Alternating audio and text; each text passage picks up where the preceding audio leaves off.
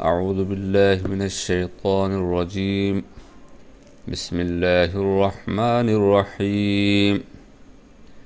يا أيها الذين آمنوا أطيعوا الله وأطيعوا الرسول وأولي الأمر منكم فإن تنازعتم في شيء فردوه إلى الله والرسول إن كنتم تؤمنون بالله واليوم الآخر ذلك خير وأحسن تأويلا.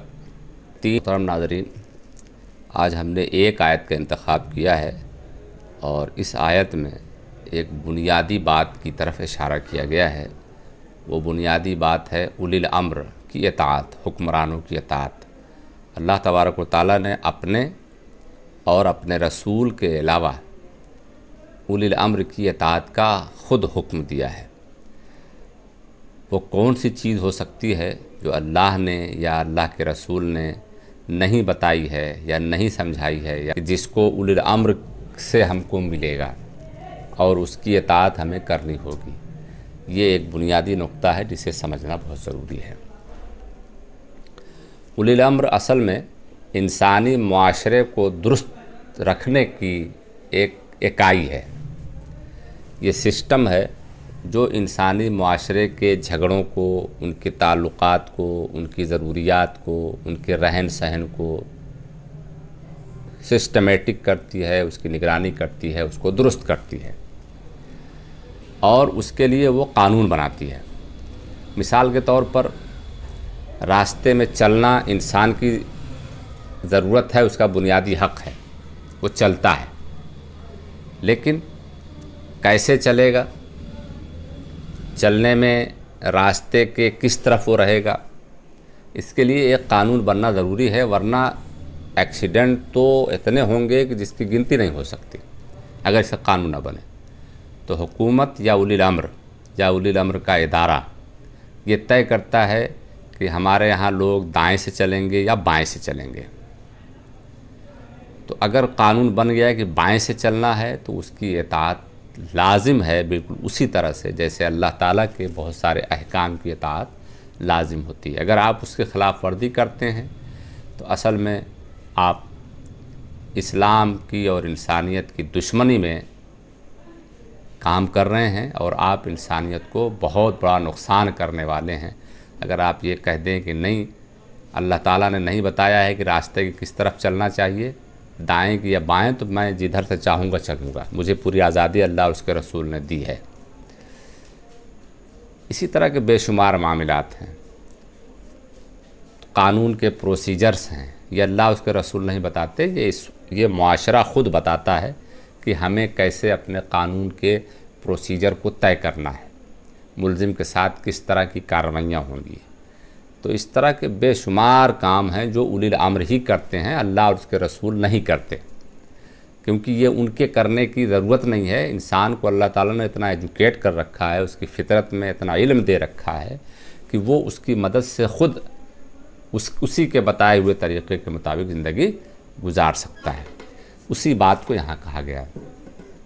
پھر یہاں ایک بات اور کہی گئی ہے کہ فَإِن تَنَازَعْتُمْ فِي شَيْءٍ فَرُدُّوهُ إِلَى اللَّهِ وَالرَّسُولِ.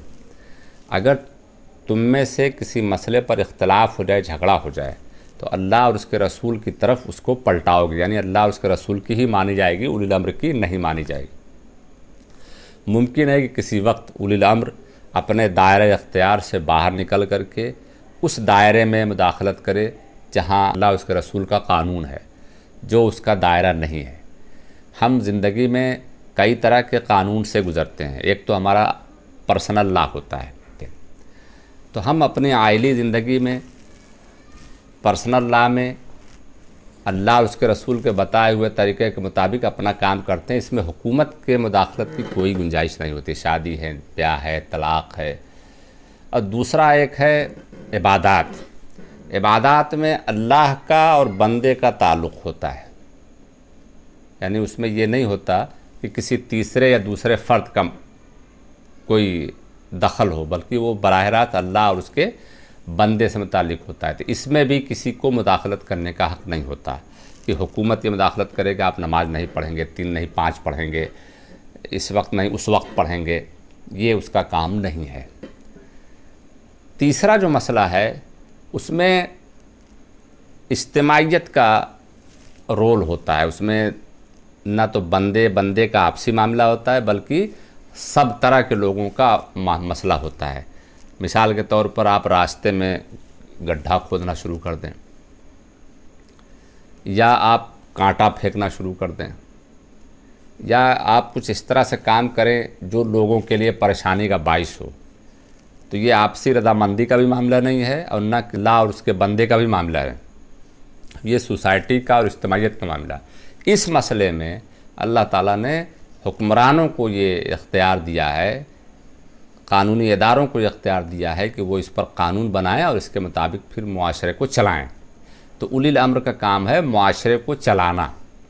اب ہمارے یہاں قانون بن گیا کہ آپ سڑک کے دائیں سے نہیں چلیں گے، بائیں سے چلیں گے، عرب ملکوں میں دائیں سے چلیں گے۔ تو جو قانون بادشاہت نے یا حکومت نے یا اولی الامر کے ادارے نے بنا دیا ہے، اس کی پابندی اسی طرح لازم ہے جس طرح اللہ اور اس کے رسول کے احکام کی لازم ہوتی ہے۔ آپ اس کی خلاف ورزی کریں گے تو اس کا مطلب ہے کہ آپ انسانیت کے ساتھ دشمنی کر رہے ہیں۔ تو ایسے بے شمار قانون ہیں جو اجتماعیت طے کرتی ہے، لیکن وہ اجتماعیت اگر نماز کے اوقات میں تبدیلی کرنا شروع کر دے، آپ کے شادی بیاہ کے طریقوں میں تبدیلی کرنا شروع کر دے، آپ کے اور آپ کے رب کے تعلقات کے بیچ میں کوئی روڑا پیدا کرنا شروع کر دے، تو یہاں کہا گیا کہ اب اولی الامر کی بات نہیں مانی جائے گی۔ وہاں تو لازم تھا کہ آپ اس کی اطاعت کریں گے جیسے اللہ اس کے رسول کی اطاعت کرتے ہیں۔ اگر بائیں سے چلنا ہے تو بائیں سے چلنا ہے، 2 سواری چلنا ہے تو 2 سواری چلنا ہے، جو بھی قانون بنے گا اس کا پالن کرنا ضروری ہے۔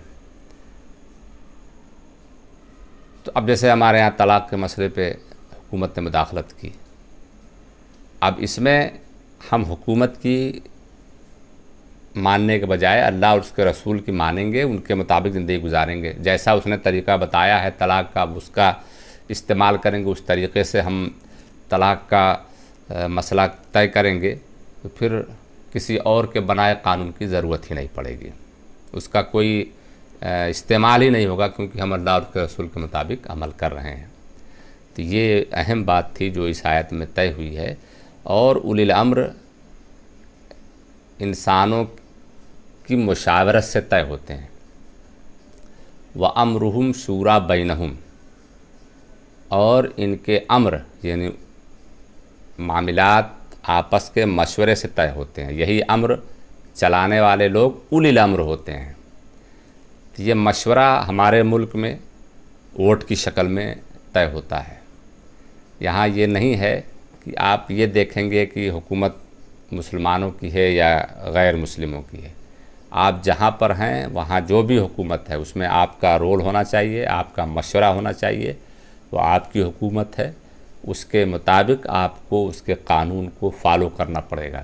یہ اللہ کا حکم ہے، اس کے رسول کی تعلیمات ہے، آپ اس کی مخالفت نہیں کر سکتے۔ اس کی مخالفت آپ کریں گے تو پوری اجتماعیت کا نقصان آپ کریں گے۔